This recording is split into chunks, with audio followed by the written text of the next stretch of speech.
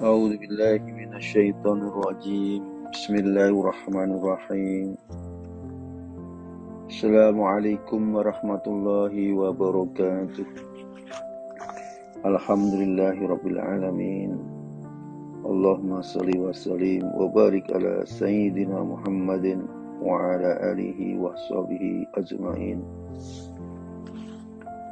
Bismillahilladzi la yanduru masmihi syai'un fil ardi wala fis sama'i wa huwas sami'ul alim. Kita akan melanjutkan pembahasan menikmati perjalanan perjuangan pahlawan besar yang menaklukkan daerah barat Maghribi Spanyol Andalusia. Pahlawan kita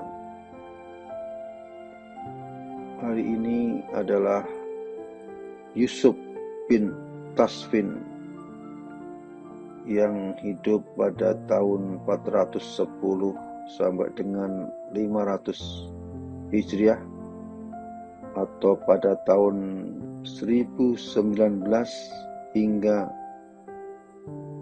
1106 Masehi. Pada pribadi lelaki perkasa, sigap dan luhur ini terhimpun serangkaian sifat-sifat cemerlang yang timbul dari sejarah hidup beliau nan gilang gemilang. Figur teladan tentang kepahlawanan tiada tara sekaligus mempesona. Sifatnya yang paling mempesona terletak pada kepemimpinannya yang luhur, yang mendasari hidupnya secara keseluruhan. Keteguhan yang tidak goyah oleh perubahan situasi politik yang dihadapinya, penaklukan-penaklukan besar yang diwujudkannya, sehingga terwujud pemerintahan serikat nan luas. Yusuf bin Tasfin mampu menyatukan wilayah-wilayah Islam dari Padang Sahara di Afrika Utara sampai seluruh wilayah Spanyol, tepatnya di tepi sungai Ebro di sebelah utara Spanyol yang sekarang. Ini sebuah kedaulatan terbesar yang terbentang di belahan barat dunia Islam, baik dari segi kekuatan maupun kemakmurannya. Pahlawan cakap Yusuf bin Tasfin pada awalnya hanyalah seorang pemimpin lokal, salah seorang pemimpin yang padang pasir. Ia adalah seorang badui yang mengenakan pakaian bulu kumuh. Ia membatasi makanannya hanya dengan roti kering, daging, dan susu unta. Di dalam melukiskan kepribadiannya, para sejarawan mengatakan, ia orang yang sangat takut kepada Tuhan, menutup diri banyak berdoa, beristikharah tekun melaksanakan sholat, dan terus-menerus mengucapkan istighfar, minta ampun kepada Allah SWT. Kita mulai lembaran pertama dalam upaya memahami sejarah sang penakluk besar ini dari masa remajanya, mengenali negeri yang telah membentuk dirinya, sampai kemudian ia melalang buana ke Maghribi, Maroko dan sekitarnya, dan Andalusia Spanyol. Al-Murabitun. Masa muda Yusuf bin Tasfin tidak banyak diketahui, demikian pula latar belakang asal-usulnya. Riwayat yang ada baru mencatat nama Yusuf di sekitar pertengahan abad ke-5 Hijriah. Status beliau saat itu sebagai seorang pemimpin sekaligus hakim di kabilahnya. Yang diketahui dalam soal nasabnya hanyalah bahwa ia bergelar Abu Yakub Yusuf bin Tasfin bin Turfuf bin Wartakin bin Mansur bin Umayyah al-Humairi. Ia tumbuh remaja di tengah kabilah Lamtunah di dataran Sanhajah, salah satu bagian dari bangsa Berber yang paling kuat pada masa itu, tepatnya di Afrika Barat Laut. Tentang tahun kelahirannya, menurut pendapat yang paling kuat adalah pada awal abad ke-5 Hijriah. Pada masa remajanya, beliau dikenal berbudi pekerti luhur, bijaksana, berani, adil, dan sangat takwa kepada Allah. Tapi mungkin saja Yusuf tidak mengenyam pendidikan agama sampai tinggi, mengingat kabilah-kabilah Berber di belahan paling barat seperti Maroko dan Aljazair dikenal nomaden, dan bodoh secara keilmuan. Mereka pun hanya tahu Islam sebatas nama saja. Ketika itu Yusuf tumbuh dewasa di rumah seorang tokoh suku Lamtunah. Saya ulang, ketika itu Yusuf tumbuh dewasa di rumah seorang tokoh suku Lamtunah. Ada sebuah kisah berkaitan dengan kepemimpinan Lamtunah pada masa itu. Ringkasnya, ada seorang pemimpin kabilah Kadalah, yaitu kabilah yang bersaudara dengan kabilah Lamtunah di permulaan abad ke-5 Hijriah bernama Yahya bin Ibrahim Al-Kadali. Tatkala ia melihat betapa kaumnya sangat dungu, dangkal, dan terbelakang, maka ia memikirkan cara untuk mendidik mereka dan membina mereka di dalam bidang agama. Ia pun melakukan perjalanan menuju ke arah timur, hendak menuntut ilmu dan juga hendak menunaikan ibadah haji. Ketika kembali kepada kaumnya, ia datang bersama seorang fakih dari Qairawan di Tunisia sekarang ini, yang bernama Abdullah bin Yasin Al-Jazuli, untuk mengajar kaumnya dalam ilmu agama. Abdullah ini tergolong dai yang memiliki kesungguhan dan semangat besar. Ia juga seorang pendakwah dan orator yang mengesankan. Dengan sekuat tenaga ia berusaha membina badui-badui gurun pasir itu, mendidik mereka dalam bidang agama, dan menanamkan berbagai semangat keislaman. Tatkala sikap luhur yang ia ajarkan telah tertanam di dalam batin mereka, dan ia sudah menjadi tokoh di kalangan mereka, Abdullah pun lalu mengajak mereka untuk berjihad. Ia pun menyebarluaskan tuntunan Islam yang benar dalam perang di kalangan kabilah. Ternyata mereka menyebut seruan tersebut dan berperang dengan bau-bau serta mengikutinya dengan patuh. Maka bersatulah seluruh kabilah Lamtunah, Kadalah, Masufah, Mustasah, dan lainnya yang tinggal di wilayah Sanhaja. Abdullah bin Yasin berperan sebagai pimpinan agama, sedangkan Yahya bin Ibrahim memimpin pasukan perang. Pada saat Yahya bin Ibrahim Al-Kadali meninggal dunia, maka Abdullah menemukan Abu Zakaria Yahya bin Umar Al-Lamtuni menggantikan kepemimpinannya untuk mengendalikan roda jihad. Beberapa kabilah Berber itu ada yang mengenakan kerudung atau cadar yang menutup wajah mereka kecuali bagian mata dan hidung. Mereka beralasan bahwa mengenakan kerudung itu adalah sebagai sarana syiar mereka. Ada juga yang berpendapat hal itu berawal dari tata cara pengantin mereka yang mengenakan kerudung tertentu. Atau boleh jadi karena pada suatu ketika terjadi peperangan, terdapat beberapa wanita yang turut berperang bersama mereka dengan berkerudung, sehingga dikira kelompok laki-laki. Namun mungkin saja kerudung itu sebagai lambang kabilah mereka. Untuk menguatkan kesatuan kabilah-kabilah Berber dari Sanhaja ini, Abdullah bin Yasin memberikan sebutan baru bagi mereka, yaitu Al-Murabbitun. Al-Murabbit bermakna pasukan garda depan untuk menolak musuh. Itu merupakan isyarat tentang perhatian mereka terhadap pentingnya berjihad di jalan Allah. Sejak itulah mereka mengenal dan menggunakan istilah baru tersebut. Abdullah bin Yasin melanjutkan peperangan terhadap kabilah-kabilah Maghribi beserta kerajaannya, menaklukkan negeri Dar'ah dan Sijlamasah yang terletak di sebelah tenggara Marrakesh, yang ketika itu belum dibangun seperti sekarang ini, yaitu masuk daerah Maroko, dan selanjutnya menaklukkan Agman. Abu Zakaria Yahya bin Umar Al-Lamtuni meninggal pada masa itu. Kepemimpinan militer lalu dijabat oleh saudara Abu Zakaria, yaitu Abu Bakar bin Umar Al-Lamtuni. Itu terjadi pada tahun 448 Hijrah. Lalu Abu Bakar menuju anak pamannya Yusuf bin Tasfin untuk memimpin pasukan Murabitun menaklukkan kerajaan-kerajaan kecil Berber di kawasan Gurun Sahara Maghribi. Mereka menuju ke arah selatan dalam upaya menaklukkan Al-Sus, sedang Abdullah bin Yasin mengupayakan penaklukan ke arah utara dan barat, tapi ia terbunuh dalam suatu pertempuran menghadapi kerajaan Tamsina yang terletak di ujung utara Maroko. Itu terjadi pada tahun 451 Hijriah atau 1059 Masehi. Disinilah untuk pertama kalinya sejarah mencatat nama Yusuf bin Tasfin, menyajikan kepada kita kisah kepemimpinan dan ketokohannya. Sebelum itu tidak banyak namanya disebut. Ketika Abdullah bin Yasir meninggal dunia, Abu Bakar bin Umar Al-Lamtuni mengambil alih kepemimpinan Murabitun secara total. Ia tetap melanjutkan misi penaklukan di Afrika sampai Sudan. Ia berangkat menuju wilayah pada pasir di timur dan memasuki negeri Sudan dan sekitarnya. Sedang kekuasaan di bagian barat yang tenang, ia serahkan ke Yusuf. Bahkan ia menceraikan istri yang cantik, Zainab binti Ishaq al-Fazariyah, agar bisa dinikahi oleh Yusuf. Langkah ini ditempuh agar Zainab tidak perlu mengikutinya dalam misi penaklukan di gurun-gurun kering yang kejam. Selanjutnya, Yusuf pun menikahi Zainab. Yusuf segera bergerak untuk mengamankan wilayah kekuasaannya.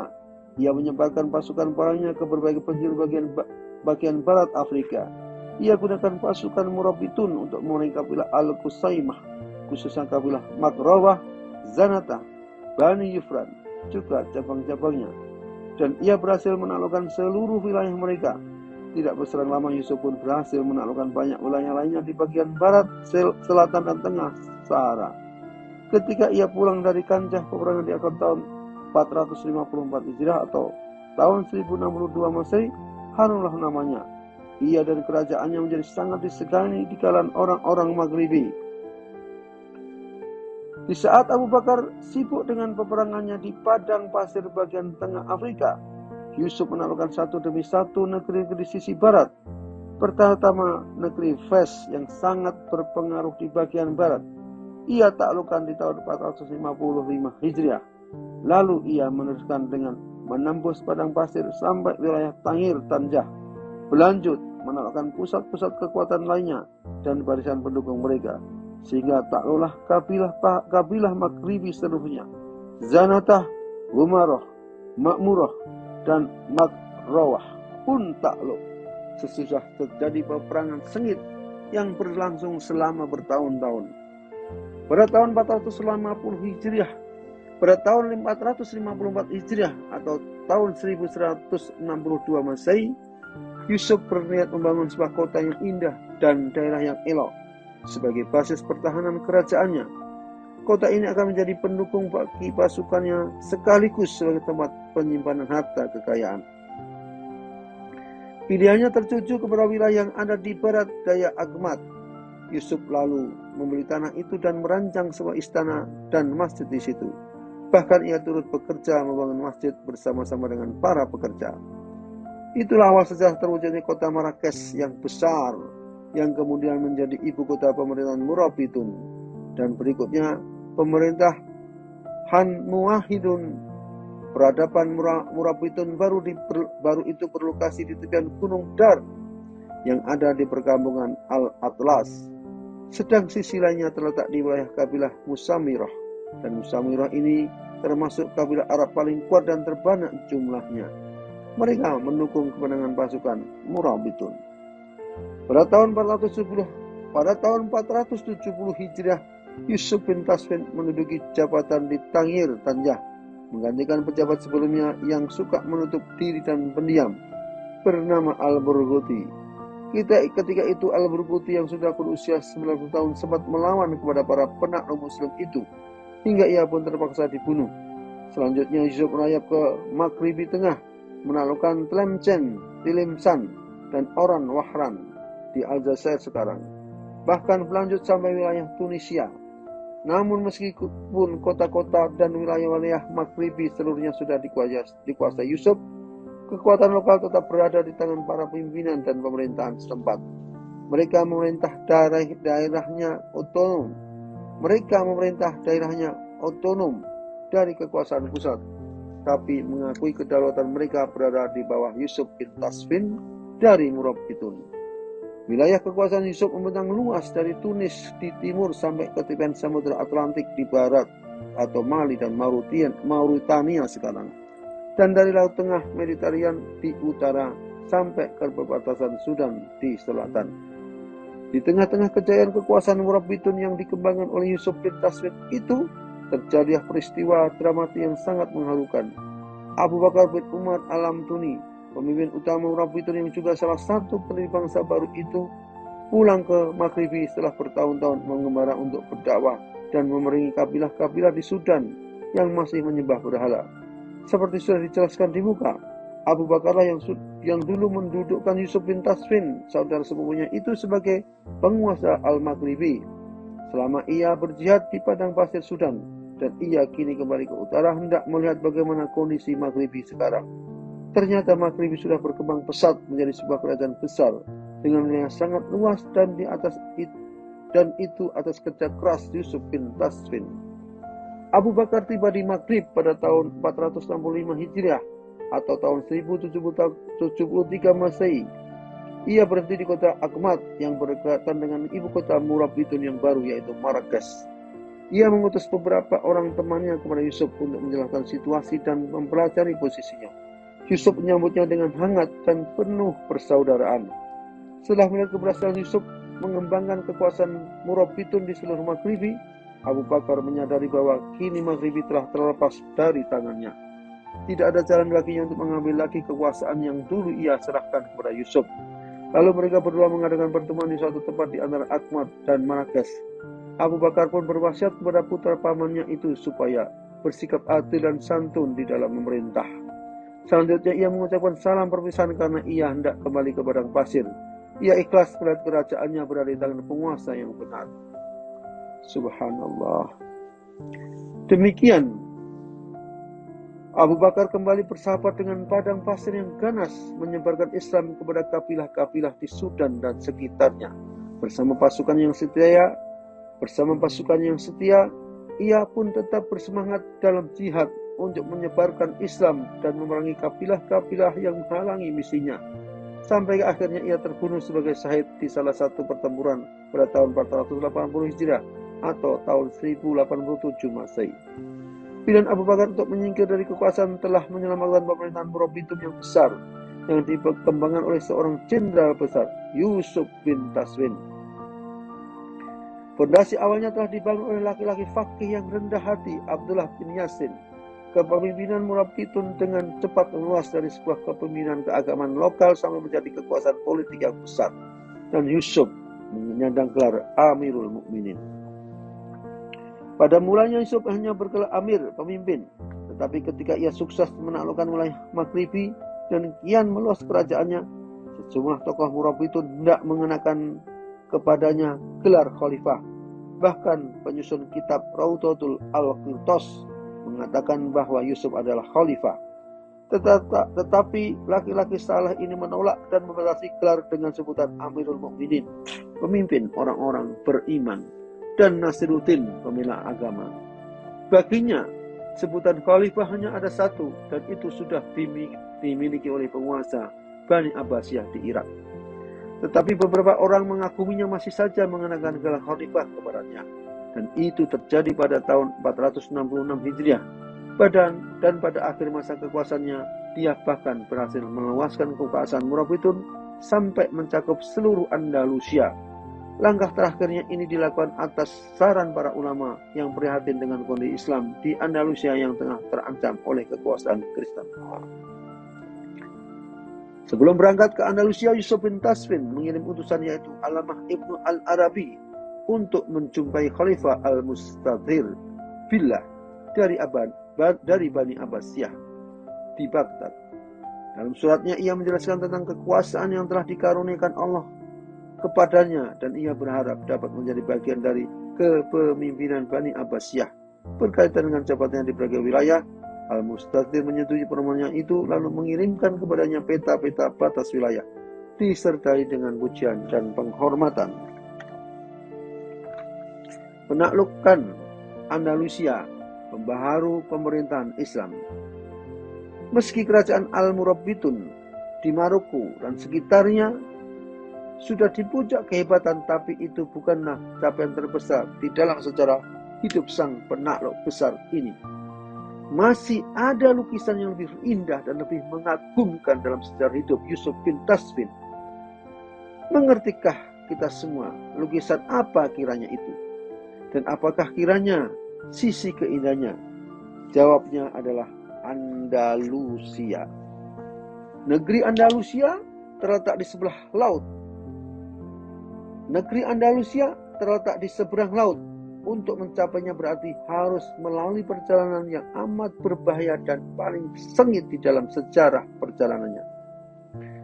Saat itu kekuasaan Bani Umayyah tengah surut di Andalusia. Seiring dengan masa gemilang Yusuf di Maghribi di abad ke-5 Hijriah, Andalusia terpecah belah dilanda konflik internal akut. Para pejabatnya saling berebut kekuasaan. Konflik internal telah merobek-robek kesatuan politik umat di sana. Muncul sekitar 20 negara kecil di beberapa kota dan provinsi yang dipimpin oleh kepala-kepala suku yang dikenal istilah Daulat At-Tawaif. Para penguasanya bergaya seolah-olah khalifah yang agung. Mereka pun mengenakan gelar-gelar agung setinggi gelar-gelar yang dipantulkan oleh Ibnu Rashid. Yang buat aku muak di bumi Andalusia ini adalah penggunaan gelar oleh orang-orang yang layak maupun yang tak layak. Gelar-gelar kerajaan pada tempat yang tidak semestinya, seperti seekor kucing yang melukiskan tentang sambaran singa. Pada hakikatnya kerajaan-kerajaan itu adalah kerajaan kecil dan lemah kecuali kerajaan Bani Abbad di Sevilla. Kekuasaan mereka terbatas di beberapa kelompok wilayah saja. Beberapa bahkan akhirnya harus takluk pada kerajaan-kerajaan Kristen yang mulai bergerak dari utara. Kondisi seperti itu tentu saja membahayakan masa depan Islam di Andalusia. Terlebih-lebih beberapa kerajaan Kristen Spanyol terus menanti peluang untuk menghabisi seluruh kaum muslimin di bumi Andalusia. Masing-masing raja kecil itu saling bermusuhan. Yang satu berupaya hendak merenggut daerah atau wilayah kerajaan lainnya. Peperangan sporadis hampir menjadi pemandangan sehari-hari. Yang lebih menyedihkan, untuk memerangi kerajaan muslim lainnya, seringkali mereka meminta bantuan kerajaan Kristen. Fenomena sebaliknya terjadi di wilayah-wilayah yang dikuasai beberapa kerajaan Kristen. Mereka semakin mendekat, menempatkan barisan. Kerajaan-kerajaan kecil itu lalu bersatu dalam dua kerajaan yang lumayan besar, yaitu kerajaan Leon dan Kastil, dan kerajaan Aragon. Orang yang duduk di singgasana Leon dan Kastil pada saat itu adalah seorang raja yang kuat dan ambisius, yaitu Alfonso VI. Dia melihat adanya peluang yang sangat bagus untuk merenggut pemerintahan Islam yang kecil-kecil itu. Ia pun menaklukkannya satu demi satu. Padahal mulanya raja muslim Andalusia tidak menyadari bahwa